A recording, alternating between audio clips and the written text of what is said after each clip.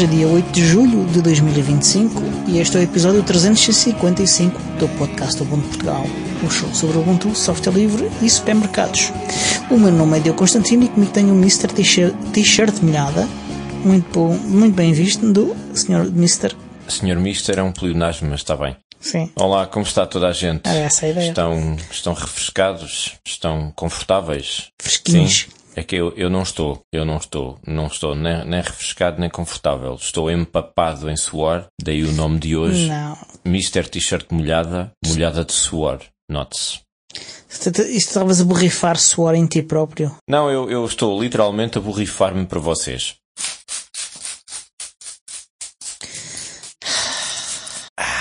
Que fresquinho. Exibicionista. Não tenho ar-condicionado, então vai ter que ser assim. Também não. Para quem nos está a ver no YouTube, isto é exclusivo para os patronos. Hoje tenho vestido uma t-shirt vermelha da Parkside com ferramentas em diagrama.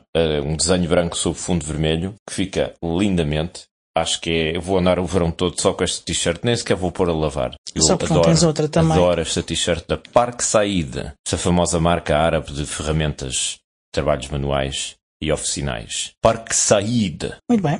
Eu tenho uma t-shirt de cor de laranja. Pronto. Isso é alguma mensagem subliminar sobre o teu apoio ao 25º Governo Constitucional? O que é que se passa aqui? Isto é laranja Ubuntu, portanto. O meu vermelho também é Ubuntu, só que é aquele Ubuntu assim mais... Comuna. És do... Como é que era? Comunix. Epá, onde é que isso já vai? Para quem está a ouvir e não percebe nada do que estamos a dizer, o PCP, o Partido Comunista Português, tinha uma distribuição de Linux que se chamava Comunix, que eu acho que se escrevia com K. Exatamente. Comunix, com um X no fim. Sim, porque era baseado em Knoppix e depois mais tarde foi baseado em Ubuntu. Entretanto, acho que isso desapareceu, nunca mais ouvi falar disso. Sim, deve claro. ter desaparecido Era uma ideia tola. Anos 2000. Era uma ideia tola e como tal, desapareceu. Mas o PCP tem defendido muitas ideias tolas, porque é que haviam desistido dessa? Sim. Essa até era gira. Pronto, porque esta dá muito trabalho e não chegava a lado nenhum. As outras também. As outras também não trabalham e não vão ao lado nenhum. Bolas. Mas não acerto com nada. Mas agora posso contar os deputados pelos dedos das mãos. Mais valia ter continuado a manter a distribuição Comunix. É verdade. Convenceste-me. Comunix devia continuar. Ok. Ainda assim, deve ter sido das ideias menos más do PCP. É possível. Tudo aqui a malhar nos desgraçados do PCP. Para o único ouvinte do PCP que nós temos, pedimos imensa desculpa de antemão. Pronto. Ele também já não dura muito. Este podcast está a ficar picante. Vamos embora, vá. Então, o que é que andaste a fazer nestas últimas semanas? Para já agora, antes de entrar, eu quero pedir desculpa aos nossos ouvintes. Semana passada nós não tivemos um episódio. O motivo é que eu não tinha voz. E como tal, e como não foi possível coordenar outra forma de gravar o podcast, não houve podcast, houve um sketch bem interessante. É verdade. Tive de contactar a agência de seguros para me pagarem o seguro da casa onde eu tinha o laboratório onde estava instalada a Emília, e só depois de eu ter gravado, que foi assim uma gravação impromptu, assim, completamente improvisada para safar, é que eu me lembrei que perdi uma excelente oportunidade de dar um nome diferente à nossa inteligência artificial improvisada. Eu podia ter-lhe chamado T4NIA e assim chamar-se-ia Tânia, que era muito mais interessante do que Emília, que é uma cópia de Amália. Perdi uma excelente oportunidade também de chamar-lhe T.IAGO. Curiosamente há uma Tânia que eu acho que é membro do Comitê Central do Partido Comunista. Pronto, aí tem. Tu tens muitos conhecimentos sobre o Comitê Central, eu começo a ficar desconfiado. Perdi uma excelente oportunidade de chamar-lhe Tiago ou Tânia. Era perfeito. Mas pronto, é o país que fazemos. Perguntavas tu, então e o que é que andaste a fazer durante a semana? Diverti-me imenso. Os patronos hoje vão ter mimos. Vão ter miminhos. Muitos miminhos, muitas prebendas. Vão ser absolutamente corrompidos com uma série de oferendas que eu lhes vou fazer. Porque há coisas que eu só consigo mostrar no vídeo. a que os patronos vão ter acesso, mas eu posso descrever para quem está no áudio. Na semana passada tentei restaurar ou recuperar minimamente o UBQ Cervantes Touchlight que eu tenho, o leitor de livros eletrónicos, que eu abri completamente e que eu estou a tentar recuperar para pôr a funcionar com o software necessário e isso tudo. O ecrã daquilo, que é um ecrã de tinta eletrónica, não funciona muito bem, está muito apagado na parte de cima, não dá para ler, tem o contraste desbatido. Então eu fui a um site chinês e comprei um ecrã para substituir o ecrã que está danificado. E ei-lo aqui. Em toda a sua glória. Em toda a sua glória. Agora, eu vou mostrar isto para a câmara. Tentar que a câmara foque. Tem umas coisas esquisitas. E tu vais dizer-me o que é que tu estás a ver aqui. E centra-te nas proporções dos retângulos. Eu não consigo ver bem isso. É chegueta. Ok, agora vejo que há letras, há triângulos e há coisas que não são de facto retângulos. Ok, eu vou explicar. Isto que estás a ver aquele aqui... lá em baixo é um retângulo preto, sim. É um quadrado, é um retângulo preto e um branco, sim. Em baixo. O que tu estás a ver aqui é a magia da falta de jeito. Este ecrã de tinta eletrónica exibe no canto superior direito a capa de um livro, que era o livro que estava armazenado na memória do leitor. Depois de eu ter ligado este ecrã ao meu aparelho. Ora, o que é que acontece? O que é que o Miguel fez que é absolutamente estúpido? Este ecrãzinho, é um ecrãzinho de 6 polegadas que vem com os BQ, é um ecrã que é comum aos Cobos dos primeiros modelos, porque acho que vem tudo da mesma fábrica. Este ecrã em particular, o ecrã original do Cervantes, é um ED060XG1, certo? É o modelo. Rola, okay? Como dizem os ingleses, rola da língua. Exato. E este aqui que eu comprei num site chinês é um modelo muito parecido, aliás é absolutamente idêntico. Tem as mesmas ligações, o mesmo número de LEDs de iluminação, é absolutamente igual. Mas é o modelo ED060KG1. Só muda uma letra. Porquê? Porque este ecrãzinho aqui tem uma definição mais alta do que o ecrã original. O ecrã original tem 400 e tal pixels de largura, este tem 1024. Ok. Porque o modelo de ecrã que eu usava era usado no Kobo Glow e este é o do Kobo Glow HD, que tem um ecrã com uma definição ligeiramente mais alta. Sim. Bastante mais, não é só ligeiramente. Sim. E nota-se na definição das letras e tudo. Quando eu liguei isto pela primeira vez e fiz as ligações todas e liguei isto, eu comecei a ver os menus, aquela coisa toda e pensei, olha que giro.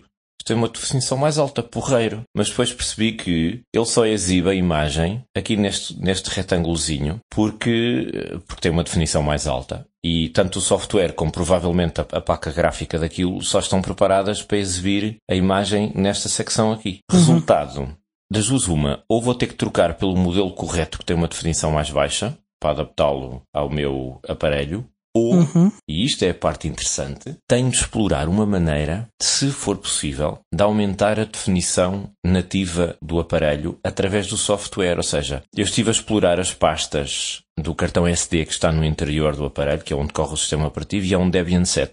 E depois tem lá camadas de software da BQ, provavelmente, etc, etc. Eu pensei, se eu conseguisse alterar as definições algures num ficheiro init qualquer e mudar, porque aquilo deve ter a definição escrita como 400 e não sei o quê, vezes não sei das quantas. Se eu conseguisse ir lá alterar a definição, será que ele era capaz de assumir a nova definição do novo ecrã e usava este? Era uma espécie de upgrade do aparelho? Não sei se isso é possível, não sei se o hardware permite, mas era mágico se eu conseguisse alterar o software para fazer com que isso acontecesse. Depois há outro problema que é a detecção do toque no ecrã é feito com LEDs de infravermelhos que estão a toda a volta e que detectam a posição dos dedos. Ao alterar a definição do ecrã, eu vou ter de alterar a definição da detecção do toque, o que pode não ser assim tão fácil. É o desafio que fica para esta semana. Eis o vosso trabalho de casa, descubram uma maneira de fazer isto, porque eu, francamente, não faço puto de ideia. E provavelmente a solução mais prática, já que gastei dinheiro com isto, é pedir ao vendedor que me faça uma troca. E eu devolvo este. Está impecável, não tem nenhum tipo de estrago. Foi amadorismo, foi por uma letra, não vi, pensei que era o mesmo modelo. E em vez de um X era um K, nem reparei. Mas abriu-me uma hipótese muito, muito interessante. Será que vou conseguir fazê-lo? Não faço ideia. Contactei por e-mail um senhor espanhol que tem um canal do YouTube onde ele recupera BQs. que é o Obsoleto Fernandes, que tem vídeos muito engraçados em que ele ensina as pessoas a recuperar os BQs e a trocar os ecrãs e a mudar o firmware, aquela coisa toda. Mas não me respondeu. Não respondeu. Não sei porquê. Deve estar ocupado, espero eu, recuperar BQs. E até agora nada. Mais coisas que andámos a fazer esta semana. Tenho para vocês aqui mais um mimo para vos mostrar isto. O que é isto, Diogo? Diz lá aí às pessoas aí. Parece um transformador. Isto não é um transformador, isto é um transformador morto, queimado. Porquê é que este transformador está morto? Porque este transformador é um transformador de 9 volts e 400 miliamperes. O que é que o Miguel fez esta semana que foi de uma enorme burrice? Como tu sabes, tenho o meu pequeno projeto que é enviar sinal de áudio para um rádio de onda média dos antigos, daqueles de válvulas. Sim, já aqui falamos disso várias vezes. Nesse site chinês comprei também este pequeno kit que estou a mostrar para a câmara. É um kitzinho numa placa com componentes eletrónicos, que é um emissor de sinal AM, de amplitude modulável. Este kit é mágico no sentido em que te permite fazer emissão caseira de sinal de amplitude modulável dentro de um perímetro muito pequenino, tipo 1 metro, 2 metros, dependendo da antena que tu ponhas aqui e da amperagem que tu lhe ponhas. Isto tem aqui uma ligação à terra, tem um coisinho para pôr a antena, tem um condensador variável para mudares a frequência de emissão, mais baixa para mais alta. Tem até aqui um botão, um potenciómetro para mudar o volume, blá blá blá. Pronto, é tudo muito simples. E uma entrada de áudio aqui ao lado. Um jack 2,5 ou 3,5, como é que é isto? Tinha cara de ser 2,5. Até aqui tudo certo. E tem aqui esta pequena bombilha, esta entrada para um cilindro para a alimentação. Sim. A documentação desta coisa está toda em mandarim. E só me diz aqui 9 volts. E eu, 9 volts, ok, 9 volts, sim senhor. Não me diz a amperagem. E eu, como é que eu vou saber a amperagem disto agora assim de repente? Não interessa. Eu quis testar isto, enviar um sinal de áudio para um rádio que captasse AM e liguei aqui uma ficha de áudio, pus a tocar um tom uniforme só para detectar isto. E liguei-o a este transformador, que era o transformador de 9 volts que eu tinha assim mais à mão. Mas o que é que o Miguel, que é burro, fez? Não viu a amperagem do transformador. Chegou lá e disse assim, 9 volts, isto deve servir. Tunga, porque tem o tamanho e tudo do contacto. Estive a tentar testar aquilo e por acaso a minha sorte é que eu estava a usar isto ligado a uma tomada esperta do meu sistema de domótica do Home Assistant que tem a medida do consumo. Ora, isto. Dos watts que eu estou a consumir. Eu estava a fazer o teste e nisto começo a sentir que cheira a plástico queimado e a metal. E eu pensei, queres ver que o circuito está aqui e queimou uma peça qualquer? E eu cheirei o circuito, não era do circuito. Fui à procura do cheiro e era o transformador que estava na parte de baixo da secretária, bastante quentinho e a cheirar a queimado. E fiquei sem alimentação, portanto o sinal foi ao ar. Depois fui ao meu Home Assistant ver o que é que se passava, fui ver o consumo daquela tomada e assim de um momento para o outro puxou 20 watts. Para quem percebe está tudo a rir, mas para quem não percebe, aparentemente este circuitinho precisava de puxar 20 watts, o que é equivalente a 2 ou 3 amperes de corrente. E o meu transformador só dava 0,4 amperes. Resultado, como eu puxei muita amperagem, ele fritou. E agora vou ter de comprar outro, porque ainda por cima era o transformador que eu usava para as minhas colunas de áudio aqui da secretária. Portanto, para todos os efeitos, passei a semana com os auscultadores na cabeça, para não ser, como é que se diz, burro. É vida. Este circuito ainda vai levar um módulo de Bluetooth, de recepção de Bluetooth, que já encomendei, mas não chegou. Uma coisinha barata de 2€. Vai levar ainda um redutor de voltagem. Espera, para que queres o módulo Bluetooth? Para encaixar aqui diretamente no... Certo, está bem, mas qual é a utilização que lhe vais dar? Como? Para receber o áudio? Para receber o áudio. Ok. Ele vai emitir o Bluetooth de um aparelho qualquer, um telefone, ou coisa assim. Até pode ser o computador. Uma fonte qualquer de áudio. E o módulo Bluetooth vai estar dentro da caixa junto deste circuito. Eu vou soldar a saída de áudio do módulo Bluetooth diretamente aqui na placa. Portanto, não vou usar nenhum tipo de jack para fazer a ligação. A ideia é que isto não tenha que me preocupar com isso, nem estar a tirar e pôr coisas.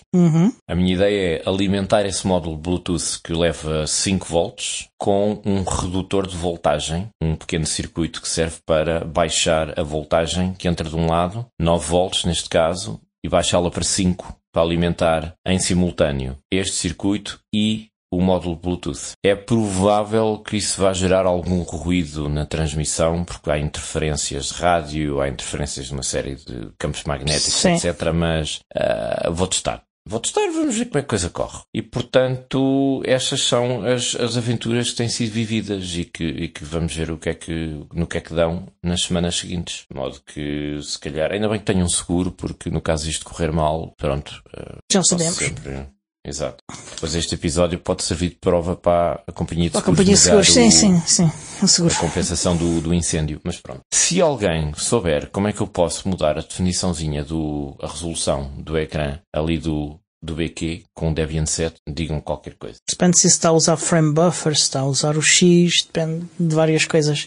É um Debian 7 2013. Sim, mas isso por si só não responde a esta pergunta. E é um processador que é o i800, não sei das quantas. É um processador mesmo muito fraquinho. Adiante. Olha, eu não tive voz.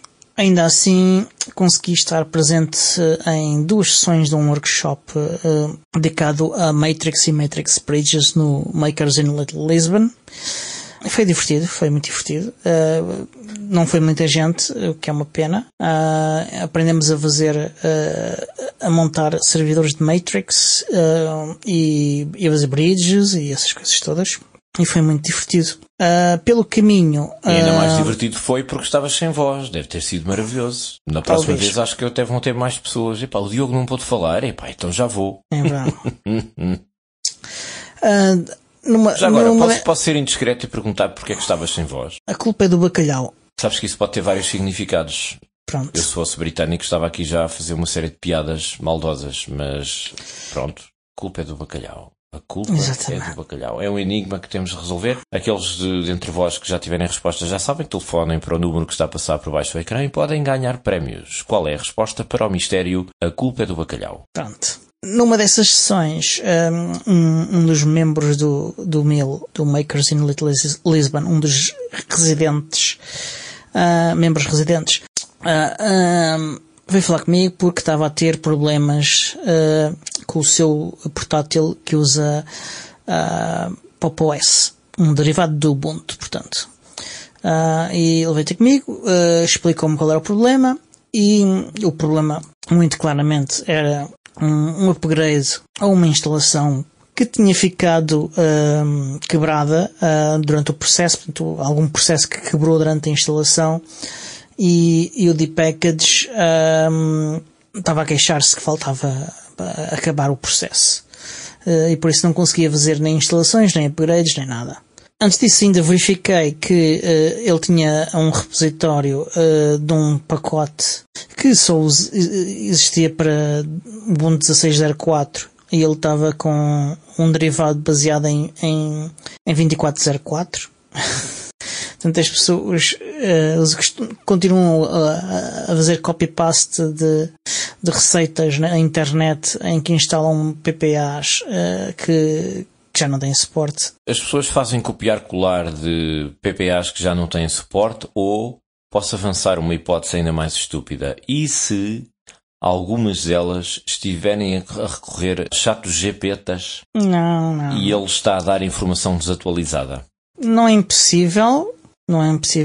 Porque eu já tenho visto pessoas com toda a seriedade dizer, eu vou pesquisar no chat GPTas, e eu, não faças isso, o gajo é alimentado com a informação desatualizada. Mas isto é uma prática muito antiga na internet, que é simplesmente copiar e colar coisas que vêm na internet sem... Quando é assim, nós não dizemos dedos. Prática muito antiga, dizemos que é tradição. Tradição, pronto. Uma prática tradicional que nós herdámos dos nossos avós e dos nossos antepassados. Ora, isto não poderia ser uma instalação que existia desde o 16.04, porque o Pop! OS não existe há tanto tempo, pelo que é garantido que ele fez isso. Mas pronto, ele não sabia o que é que estava a fazer e nós perdoamos. Pronto, resolvi o problema do PPR, resolvi o problema do pacote quebrado, e segui fiz-lhe os upgrades, mágica, está tudo a funcionar, e ele vem-se queixar que as colunas do portátil não estão a funcionar como funcionavam de antes.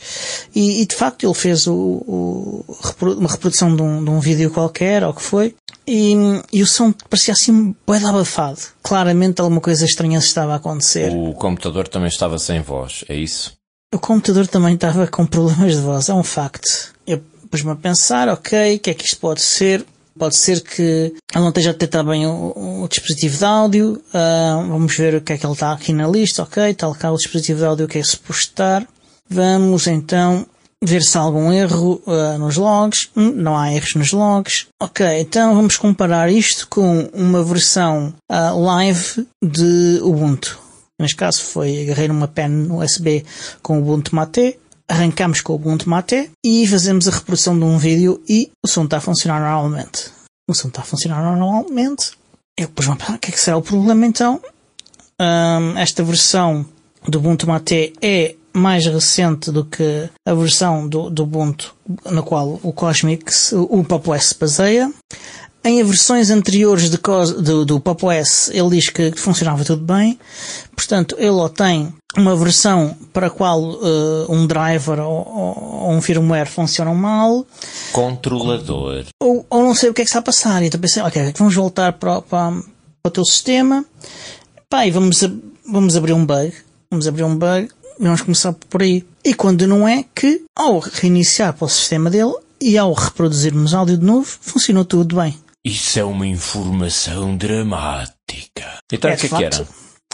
A minha opinião do que aconteceu foi que era o Pop! OS no sistema, um gremlin. Não. O Pop! OS instalou uma versão qualquer de um firmware que era usado pelo driver, que não estava boa, e o Ubuntu, ao arrancar, uma das primeiras coisas que ele faz é tentar suportar o máximo de hardware que consegue. Sim, carrega uma catrefada de coisas que é para ir à procura de... Ou seja, um sapato para todos os pés. Ou neste caso, uma grande coleção de sapatos, vá. Sim, e isso pode implicar instalar firmware. Então o que acontece? Ele instalou o firmware que funciona bem e ficou tudo a funcionar. Só isto. Só isto. Sabes o que é que tu podias ter feito se quisesses resolver o problema assim de chapada à primeira, sem te chateares muito? Instalavas Comunix. Pronto. E o rapaz ia para casa todo contente com memes stalinistas no desktop. E a cantar o Avante. E a cantar a música do Avante. Pronto. Não, espera. Porque há... Carvalhas é uma coisa, o Avante é outra coisa. Há o hino do Avante, que é Avante camaradas, o sol brilhar para todos nós, aquela coisa toda, e há a Carvalhesa, que é uma música tradicional de Trás-os-Montes não é de Vinhais, mas é de lá perto, e que foi transposta para, enfim, para a música do Avante que toda a gente conhece. Aliás, a música é praticamente o hino, não sei se é o hino oficial da CDU, se é o hino não oficial da CDU, mas não interessa. Não sei. Coligação Democrática Unitária, lá como é que se chama aquilo? Tem a velha. Pronto, pequenos Sim. pedaços da história de Portugal, para vocês, para os historiadores do futuro, daqui por 500 anos vão ouvir isto e vão dizer, cá está, o chat do GPT, afinal, está errado. Pronto, em outro momento dramático, eu experimentei o chat GPT.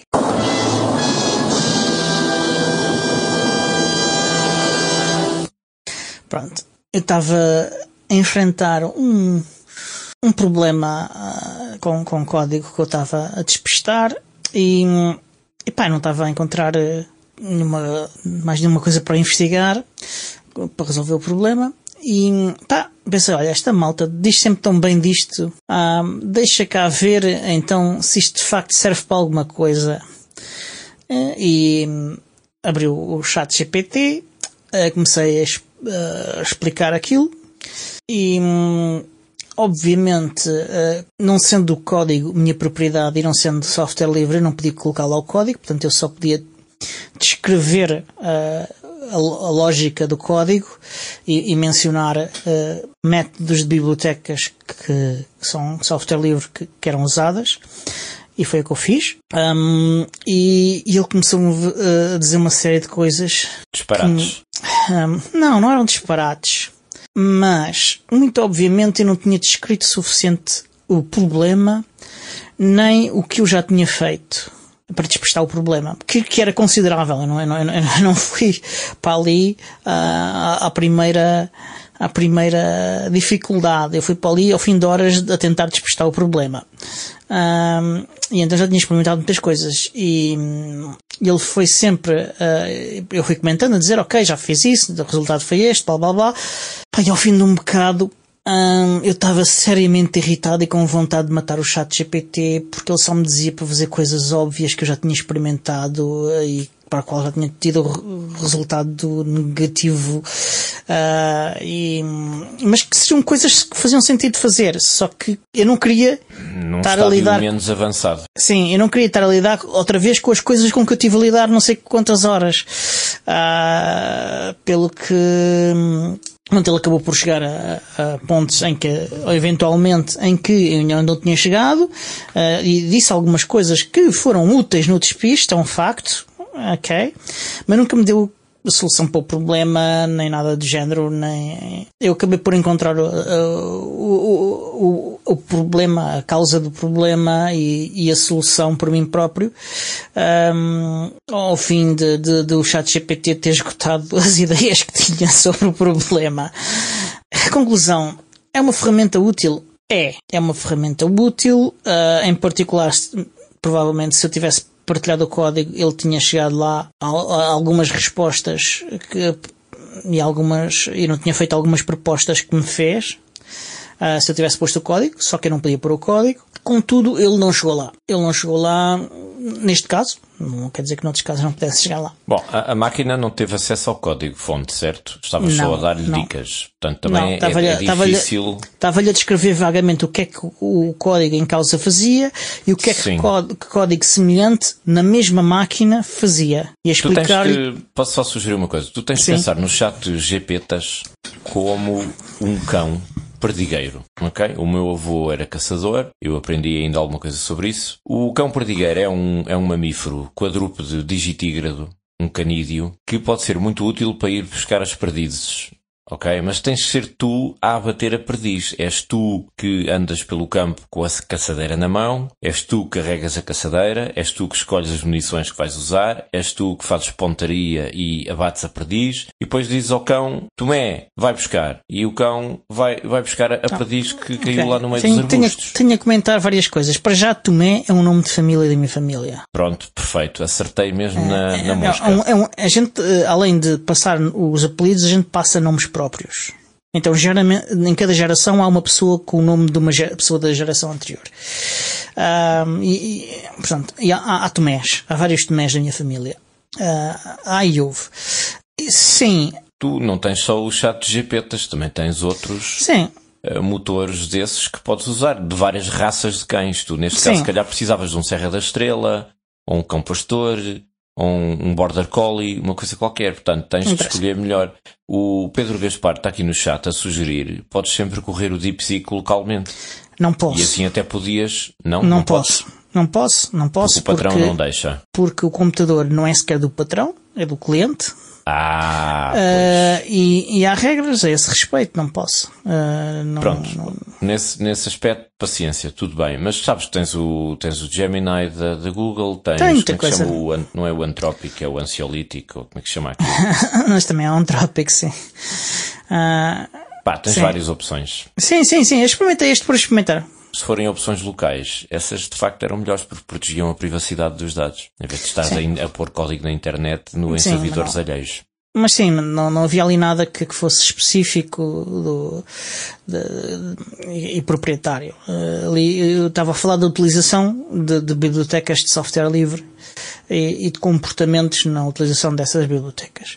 Mas pronto, mas eu nem acredito que estou a defender os ChatGPTs, mas sem dar muito mais detalhes também não ias ter um diagnóstico muito apurado, não é? Com genéricas.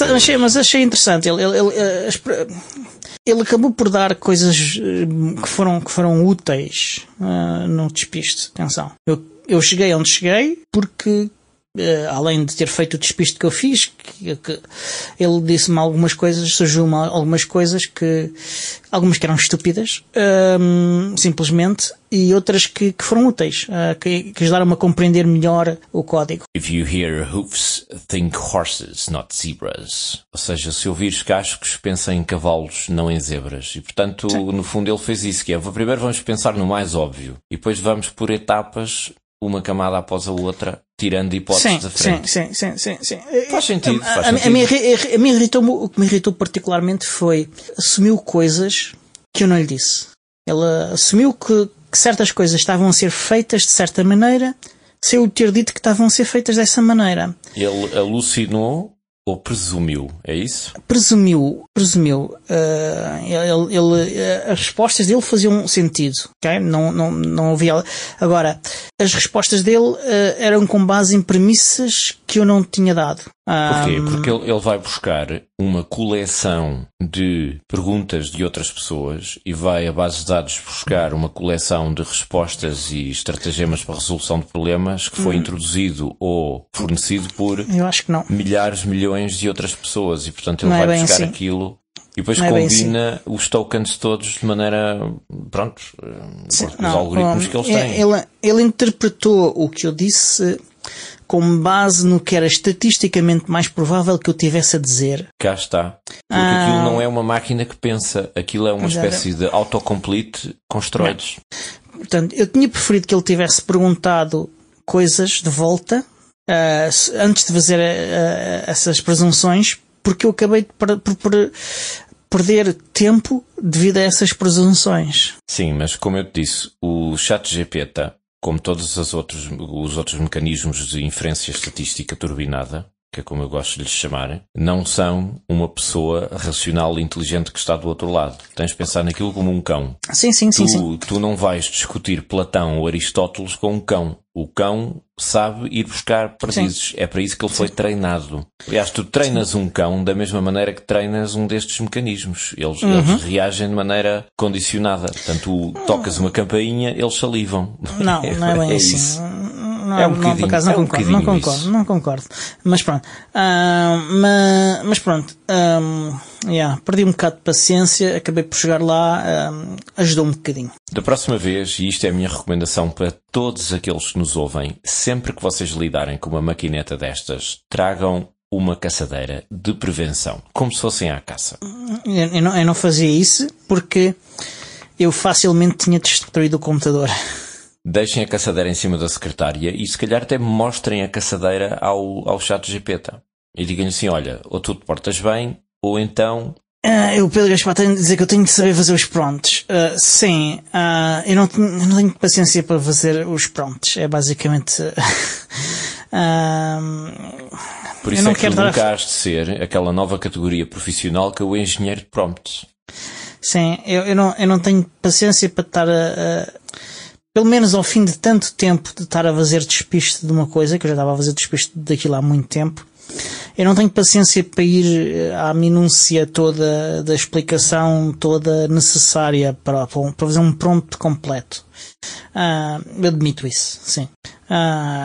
Aliás, tenho uma tradução portuguesa magnífica para prompt engineering, que é perguntador de questiúnculas.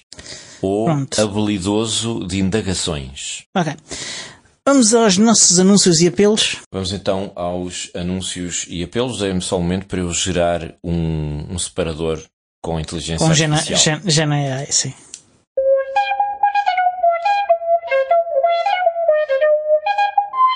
Como podem ver, a qualidade destes GenAI é medíocre. É medíocre. Ok. Olha, então, daqui a 2 dias, no dia em que vocês provavelmente podem já estar a ouvir isto, porque é na quinta-feira, dia 10 de julho de 2025, o Ubuntu 24.10 chega ao fim de vida. Paz à sua alma. E isto significa que vocês vão ter que fazer a instalação do Ubuntu 25.04. Isto porquê? Porque infelizmente não há ainda uma forma de fazer upgrade do Ubuntu 24.10 para o Ubuntu 25.04. Obrigado por nada, Canonical. Obrigadinho. Pronto, infelizmente há um bloqueio técnico e ainda não se conseguiu encontrar uma solução. Aliás, se calhar o próprio Ubuntu sim, mas alguns sabores não. Portanto, não sei. Olha, descubram vocês.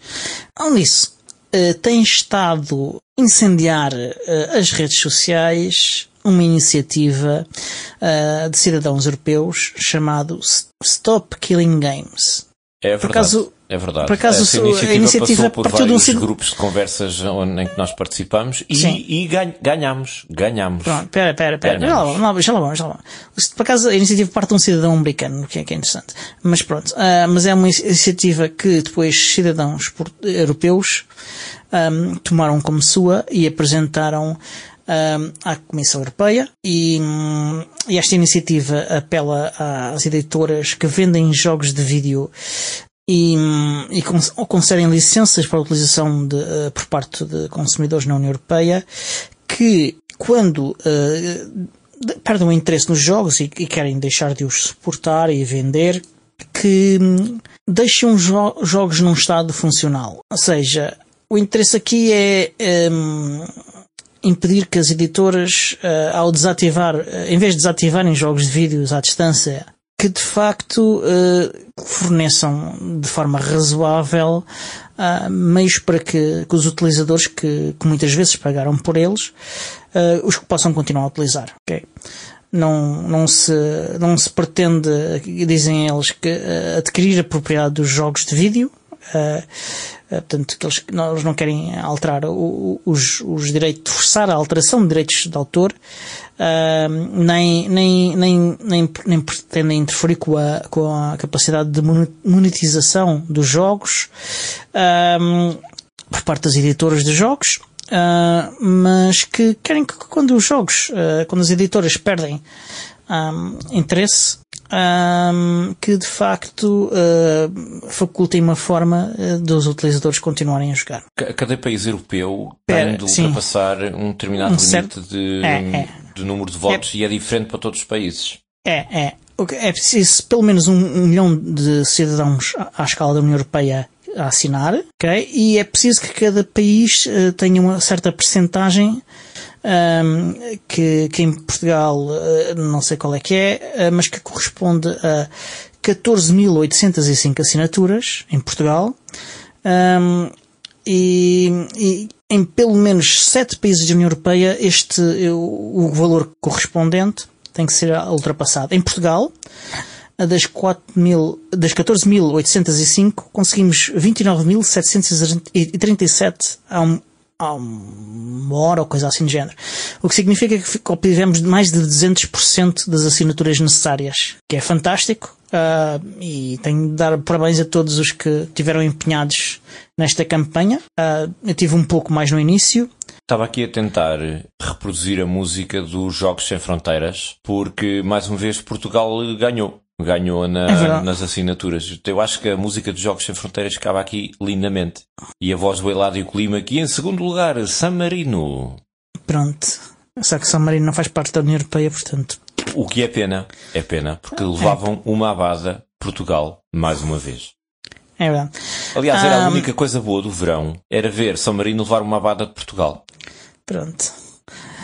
O total de assinaturas à escala da União Europeia já ultrapassou 1 milhão, vai em 1.265.292. Isto a coisa de uma hora.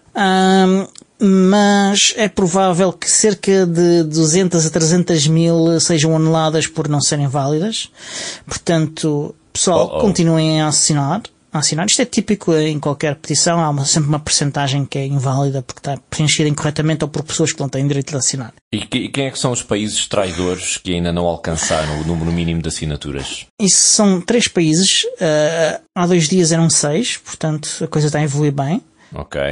Mas até agora em falta está Chipre, que das 4.230 necessárias só conseguiu ainda 2.028, ou seja, 47,94%. O Luxemburgo, ou seja, o Chipre nem sabem se são turcos ou gregos. Pronto. O Luxemburgo, ou seja, o Portugal do Leste, tem 2.775 das 4.230 necessárias. Atenção, o estatuto legal do Luxemburgo não é Portugal do Leste. O Luxemburgo é uma província ultramarina. Pronto. Tendo em conta que não há mar, acho que é um nome interessante. É um enclave. Um esclave. O Luxemburgo é a nossa Kaliningrado. Exatamente. Pronto. Que ainda só conseguiu 60,87%. E Malta, que não é cada Malta, porque só conseguiu 1921 assinaturas das também 4.230 assinaturas necessárias. Ou seja, 45,41%. Qual é o critério para definir o número de assinaturas necessárias para cada país da União Europeia? É a população? É a demografia? Tem que ver com o tamanho da população e não sei mais, mas está explicado no site da Comissão Europeia dedicado a isto. Ok. Mas pronto, a coisa está a correr bem, apesar de ter havido campanhas de pessoas mal intencionadas e mal informadas e arrogantes e parvas. Lá estás tu a causar mau ambiente neste podcast amigável e vivaço. Estás sempre com esse mau humor, mau onda, a dizer mal, tens que ser mais positivo como eu. Pronto, como tu, exato. Mais positivo como tu, sim, a pessoa mais positiva do mundo. Infelizmente a campanha teve o resultado oposto, a campanha negativa. Mas já agora, assim, só para gerar confusão e sururu e aumentar as audiências com o conflito, estamos a falar de quem exatamente ou de que instituição? Um tipo chamado Thor. Portanto, o Deus do Trovão. Não tem nada a ver com o navegador. O Deus do Trovão. Que navega de cebolada. Não sei, esse não conheço. Thor, só conheço o Deus cebolas, Thor, o navegador Thor, liga a nós da internet. Não me lembrava disso.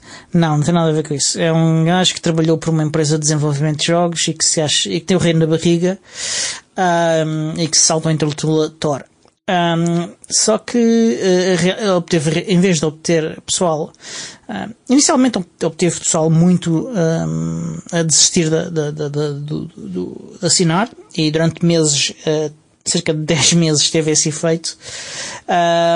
Mas a pessoa que está à frente da campanha fez um vídeo a respeito dessa campanha de desinformação e ignorância, e como reação, simplesmente em menos de uma semana conseguimos obter mais do dobro das assinaturas e ultrapassar o 1 milhão. Portanto, a coisa correu bem para nós. Ou seja, temos que lhe agradecer por ter espevitado as pessoas para assinarem. Por ser uma besta, sim. Ai, que desagradável, que horror. E se quiserem... Nós não estamos neste podcast para usar esse tipo de linguagem, Diogo. Nós temos de ser positivos, resilientes e temos de abraçar a novos desafios. Pronto. Se quiserem abraçar o desafio de apoiar esta causa, podem ir a www.stopkillinggames.com e lá têm toda a informação que necessitam sobre a campanha, sobre a causa e sobre como podem assinar. Portanto, têm que ser cidadãos da União Europeia. E se vocês, porventura, forem cidadãos do Chipre, do Luxemburgo ou qual era o terceiro país? Malta. Se vocês forem de Malta, já sabem, vão lá assinar também. O que não falta são portugueses no Luxemburgo que ouvem este podcast, são aos milhares. Portanto, vão lá, cumpram o vosso dever pátrio enquanto cidadãos da província ultramarina do Luxemburgo e assinem, que assim somos mais uns quantos. Em relação a Malta, queria só dar-vos um dado curioso. A Malta não é uma ilha, é um arquipélago. Tens a ilha principal que é Malta e logo lá tens a ilha de Gozo. Parece que é a gozar. A Malta está no Gozo. É literalmente o nome da ilha. Pensa que aquilo está na Valeta. Exato. Isto era uma piada com a capital de Malta, que é a cidade de La Valeta. Portanto, que eu sobrevoei muitas vezes na campanha de 1941. Pois, ainda me lembro. Sim, no Combat Flight Simulator para aí. E L2 Turmovic, mas sim. Mas pronto. E é isto. Vamos à nossa agenda? Vamos então à nossa agenda. Mais uma música gerada por inteligência pouco natural.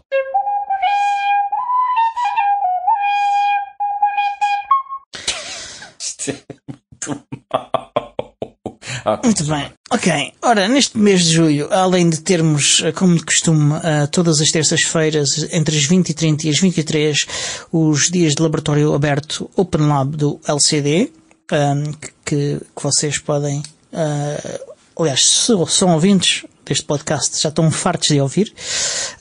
E portanto hoje não vou falar em detalhe, mas basicamente vocês podem ir nesta noite, ir ao LCD e desenvolver projetos. Eles põem à disposição os meios do LCD. Podem também, em vez de desenvolver projetos, simplesmente ir lá conviver e aprender com as pessoas que estão a desenvolver projetos. Portanto, vão lcdporto.org e aprendem os detalhes. O LCD é no Porto. Aliás, é em São Mamede Infesta, para ser mais preciso. São Mamede de Infesta. Pronto. Também no Porto, neste mês vai decorrer, como de costume, os encontros de comunidades de tecnologias livres. Este mês são dedicados aos ambientes virtualizados em Linux e vão haver duas sessões, uma na quinta-feira, dia 24 de julho, entre as 19h30 e as 21h, no Porto Innovation Hub, e outra no sábado, dia 26 de julho, entre as 9 horas e as 13 horas, no LCD Porto. Estas vão ser conduzidas por mim, ambas as sessões, e se têm interesse no tema, apareçam. Também no Porto, é tudo no Porto, pá. Este centralismo, é o pá. Centralismo do Porto, pá. Isto é uma vergonha, pá. Portugal é o Porto e o resto é paisagem, pá. Até parece mal. Pois é, verdade, pá. Vai decorrer até a parece festa... que o nome do país é originário dessa cidade, do Porto do Cale. Até isso, pá. Fogo. Até isso eles levam, pá. Vai decorrer então nesses dias 3, 4 e 5 de outubro na Faculdade de Engenharia da Universidade do Porto a Festa do Software Livre, que é um evento multicomunitário gratuito e livre, em que vocês podem ir aprender sobre cultura livre, software livre e outras cenas. Se vocês quiserem apresentar uma palestra, se quiserem realizar uma oficina, aliás, propor uma oficina para ser realizada, dirigida por vocês, podem aproveitar o facto de estar a decorrer a chamada para propostas, que vai decorrer até dia 15 de agosto, às 23h59 de Lisboa. Portanto, aproveitem, façam propostas, venham partilhar o vosso conhecimento connosco. Pronto, e se não tem nada para propor, pensem um bocadinho e proponham. Se vocês se sentirem intimidados e pensarem assim, eu não vou porque não sei falar em público, ou perdi a voz, ou não tenho jeito, ou o meu tema não é interessante, o que eu recomendo que vocês façam é muito simples. A Festa de Software Livre do ano passado, que decorreu em Aveiro, tem uma coleção de vídeos de comunicações e conversas e debates que estão alojados no canal de YouTube, creio que da Ansol, ou estou enganado, e nós pomos o link nas notas e vocês vão lá espreitar para ver que tipo de comunicações é que são habituais nesse evento. Mas não se fixem nessas, porque não tem que ser só com é só para vos servir de inspiração, as coisas não estão fechadas, não é por aí. Mas é só para vocês verem, afinal eu também posso. Se estes gajos podem, eu também posso. Sim. Só para vos dar um exemplo, eu propus uma de 5 minutos a explicar sobre como eu uso o Firefox. Exato. Eu próprio também já fiz lá uma comunicação e, portanto, se nos deixam falar a nós para dizer coisas tão banais e desinteressantes como aquelas que nós falamos habitualmente, então vocês têm plena liberdade para o fazer também. Quer dizer, o critério de admissão é muito baixo, ok? Sim. Não fiquem intimidados. Eles aceitam qualquer um. Nitidamente. Claramente. E pronto, em termos de agendas estamos terminados. Vamos então às nossas notícias. Vamos às nossas notícias a partir do estúdio do Ubuntu Portugal. Então, tu tinhas uma notícia aí? Sim, é verdade. Então, na semana passada nós já tínhamos falado sobre isto, mas eu fiquei com algumas dúvidas em relação a uma notícia que nós divulgámos em que um dos ministérios da Dinamarca tinha optado por fazer a migração de software proprietário para software livre. Eu acho que podemos confirmar de forma limpinha que pelo menos um dos ministérios da Dinamarca, o Ministério da Digitalização, acho que se chama, Sim. vai mesmo mudar para LibreOffice, porque isto está divulgado no blog da Document Foundation, que é a fundação que suporta o trabalho do LibreOffice, e eles confirmam mesmo oficialmente que, à semelhança do Estado alemão de Schleswig-Holstein, que mudou 30 mil PCs Microsoft Office 365 para LibreOffice, o Ministério da Digitalização dinamarquês também vai fazer o mesmo. E a Ministra da Digitalização, Caroline Staaje Olsen, disse que pelo menos metade dos funcionários do Ministério durante o verão vão converter as suas operações para LibreOffice, e a ideia é que, se a coisa correr bem, a outra metade o faça eventualmente mais tarde, até o fim do ano. Eu deixo o link nas notas, mas é a comunicação oficial. Portanto, mais uma pequeníssima, minúscula vitória para a comunidade de software livre. Muito bem. E agora, em notícias do Ubuntuverso e da Canonical, parece que a Canonical continua a aumentar os lucros. Eles têm agora um lucro de 300 milhões de dólares, aliás, uma receita, não um lucro, de 300 milhões de dólares, e têm cerca de 1.100 funcionários. O que significa que o Mark Shuttleworth pode vir a ser muito em breve o segundo milionário sul-africano a poder comprar eleições nos Estados Unidos. Com esta receita não chega lá. A receita aumentou em 81 milhões desde o ano passado. Aliás, desde 2014. Não, está tudo errado. A receita aumentou para 300 milhões e ela partiu de 81 em 2014. Portanto, temos aqui um aumento... Quer dizer que a receita em 2014 era de 81 milhões e subiu para 300 milhões, é isso? Exatamente. Que é muito interessante. É um aumento de 49 milhões em relação ao ano passado. E o número de funcionários aumentou de 1.034 em 2023 para 1.174 em 2024. Ou seja, cerca de 100 funcionários num ano. Em 2020 eram 858.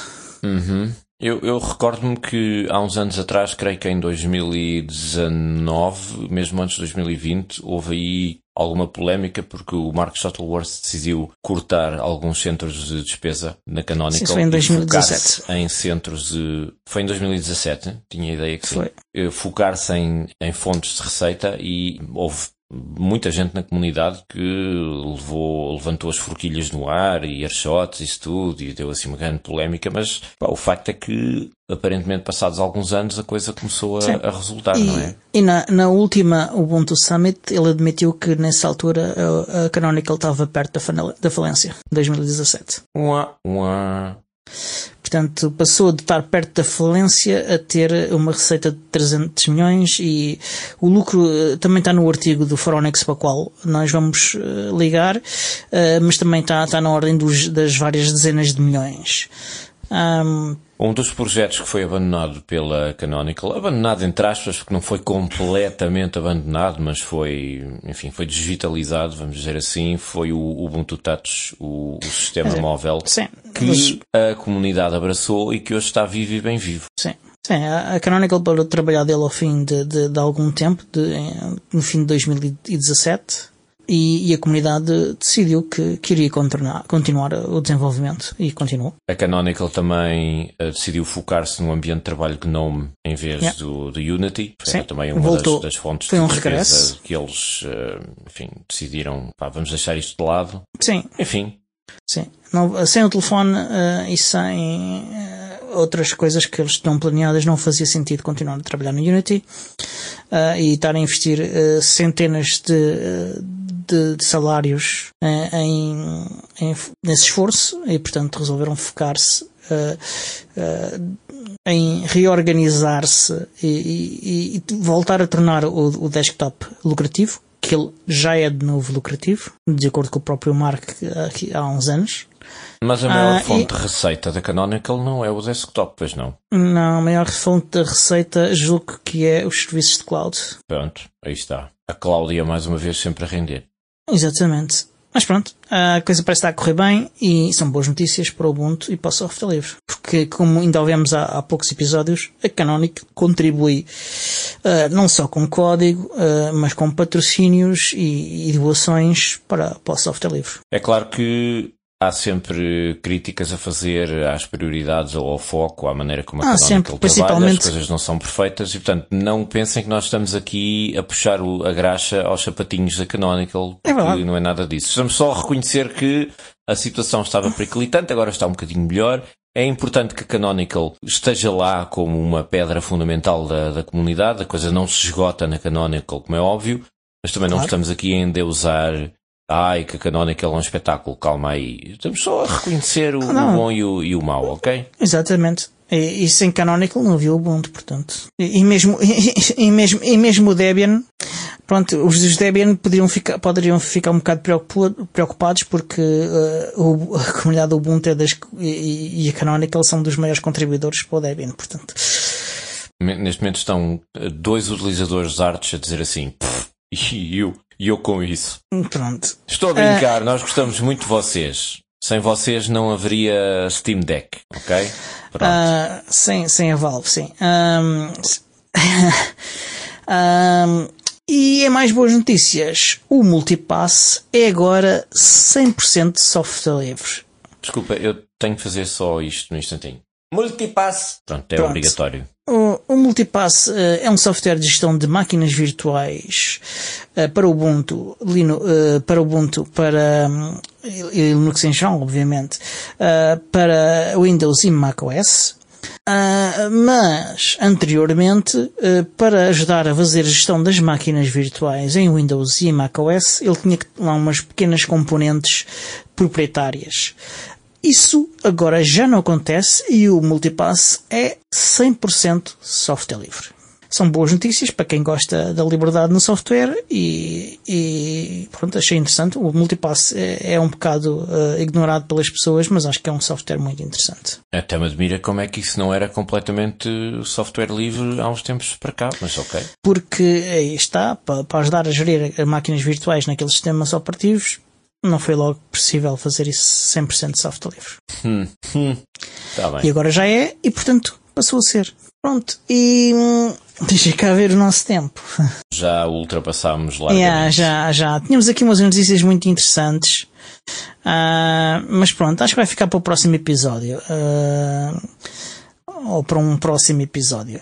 Não se esgota, não são sensíveis ao tempo. Eu queria só deixar aqui uma nota. É possível que nesta sexta-feira, embora ainda não esteja confirmado, que seja gravado um episódio meio especial do podcast, mas a coisa ainda está um bocadinho no ar. Vamos ver o que é que acontece. Depois será uma surpresa. Provavelmente vai para o ar durante o verão, quando nós formos de férias. Logo se vê. Mas se for gravado, será provavelmente um episódio de baderna e de Bosch, com cerveja à mistura. Portanto, fiquem no aguardo. Pronto. Acho muito bem. E com isto, resta só dizer que este show foi produzido por mim, Diogo Constantino, pelo Miguel, pelo Tiago Carronde, é editado pelo Xande Carrapiço, o Senhor Podcast. E até para a semana! Adeus, refresquem-se muito e mantenham-se hidratados, bebam muita água e bebidas alcoólicas. Se beberem bebidas alcoólicas, bebam também muita água para não desidratarem.